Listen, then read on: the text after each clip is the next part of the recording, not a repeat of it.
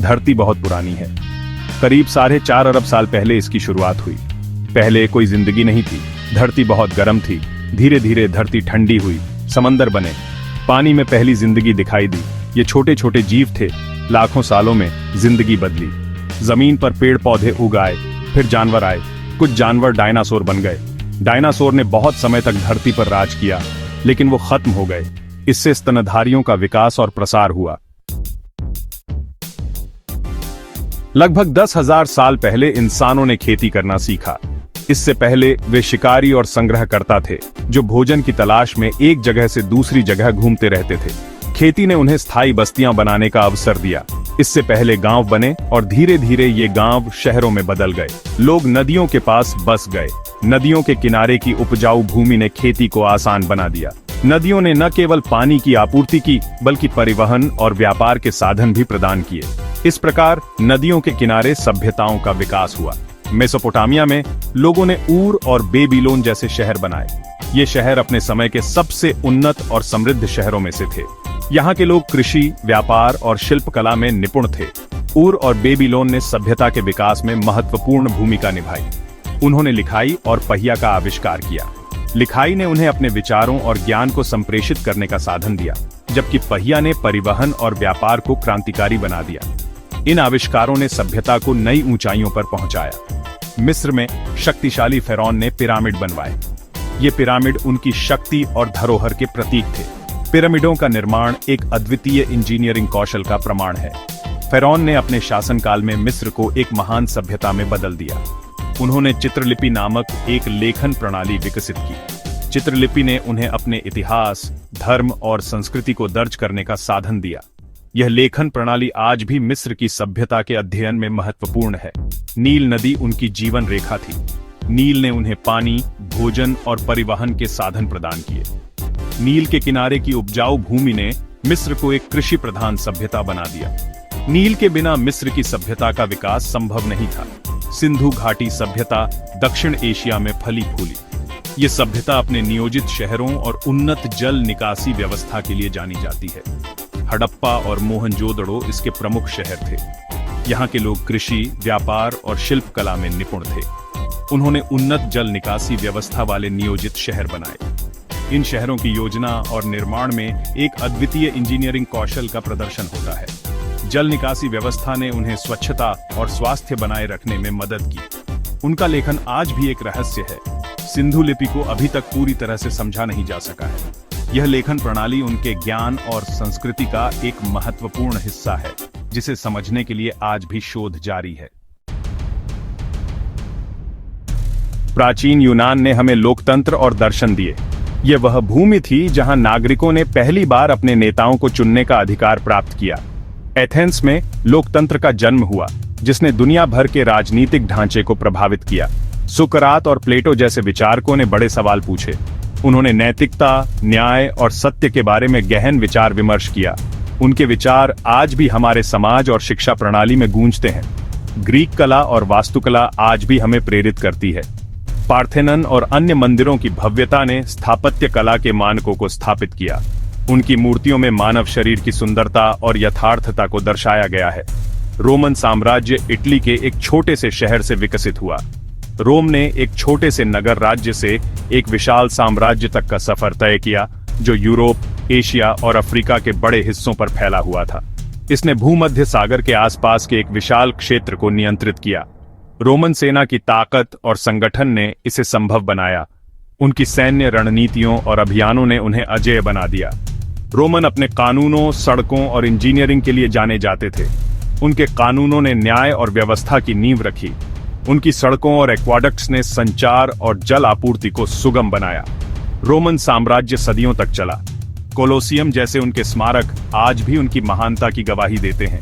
उनकी स्थापत्य कला और इंजीनियरिंग के चमत्कार आज भी अध्ययन और प्रशंसा के विषय हैं। इसने अपनी संस्कृति और भाषा का प्रसार किया। लैटिन भाषा और रोमन संस्कृति ने यूरोप के कई हिस्सों को प्रभावित किया। उनकी कला और मौज़ेक ने सौंदर्य और रचनात्मकता के नए मानक स्थापित किए। लेकिन अंततः इसका पतन हो गया, जिससे मध्य युग का उदय हुआ।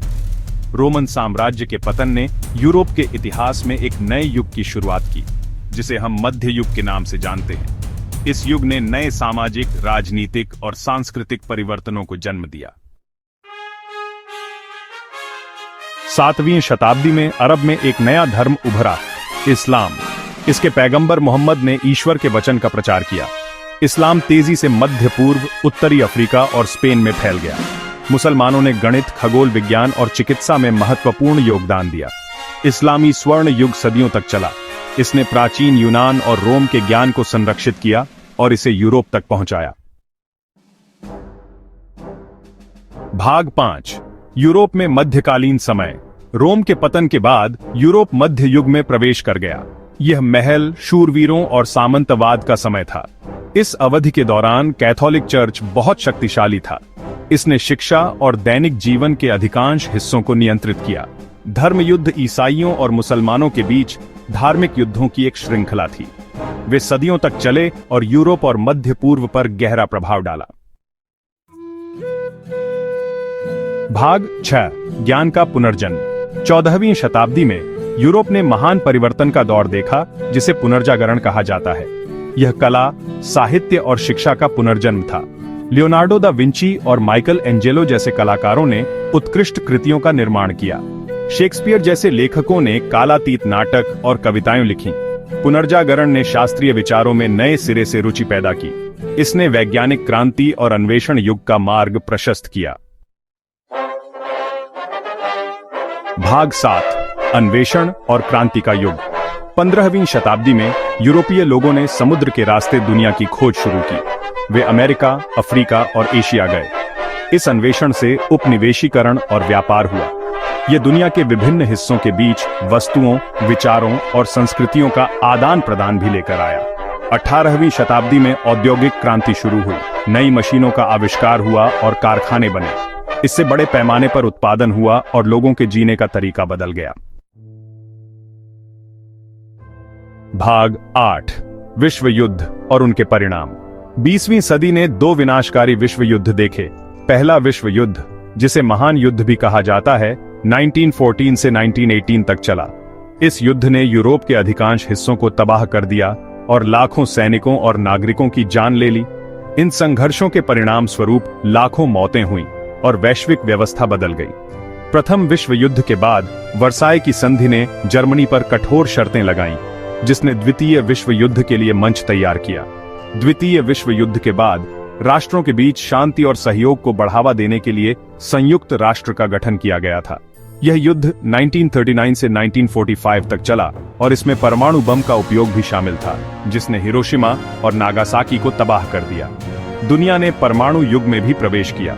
परमाणु हथियारों की विनाशकारी शक्ति ने वैश्विक राजनीति को हमेशा के लिए बदल दिया और एक नए प्रकार के युद्ध का डर पैदा किया। शीत युद्ध शुरू हुआ, जो संयुक्त राज्य अमेरिका और सोवियत संघ के बीच तनाव का दौर था। यह संघर्ष सीधे युद्ध के बजाय राजनीतिक, आर्थिक और वैचारिक प्रतिस्पर्धा के रूप में सामने आया। यह विचारधाराओं का टकराव था, पूंजीवाद बनाम कम्युनिज्म। बर्लिन की दीवार, क्यूबा मिसाइल संकट और पूर्वी यूरोप में विरोध प्रदर्शन इस संघर्ष के प्रमुख प्रतीक बन गए। शीत युद्ध ने दुनिया को दशकों तक प्रभावित किया और अंततः 1991 में सोवियत संघ के पतन के साथ समाप्त हुआ। भाग 9, आधुनिक दुनिया। 20वीं सदी के उत्तरार्ध में बर्लिन की दीवार का गिरना और सोवियत संघ का पतन हुआ। इसने शीत युद्ध के अंत का प्रतीक था। आज की दुनिया वैश्वीकरण के माध्यम से आपस में जुड़ी हुई है। प्रौद्योगिकी, संचार और व्यापार लोगों को सीमाओं के पार जोड़ते हैं। हम जलवायु परिवर्तन, गरीबी और असमानता जैसी चुनौतियों का सामना करते हैं, लेकिन हमारे पास सभी के लिए बेहतर भविष्य बनाने के अवसर भी हैं।